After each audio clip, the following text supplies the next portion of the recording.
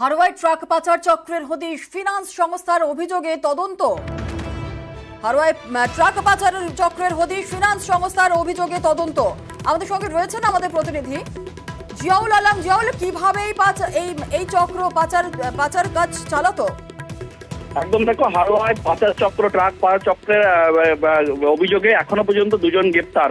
মূলত বীমা সংস্থার অভিযোগের ভিত্তিতে তদন্ত নামে হারোয়া থানার পুলিশ, এবং তার তদন্তের পরে জানা যায় যে অন্তরাজ্য ট্রাক পাচারের সঙ্গে যুক্ত রয়েছে একটা চক্র। তারপরে তারা তদন্ত নামে এবং এই তদন্ত থেকে উঠে আসে মুর্শিদাবাদ থেকে একটি গ্যারেজে গিয়ে সন্ধান পায় যে এই চক্রের সঙ্গে যুক্ত রয়েছে বেশ কয়েকজন। তারা মূলত বীমা সংস্থার নাম করে সেখান থেকে ট্রাকগুলি নিয়ে গিয়ে সেই গাড়ির নাম্বার প্লেট এবং বডি চেঞ্জ করে আবার নতুন করে সেগুলো রং করে সেখানে বাজারে ছাড়া হতো।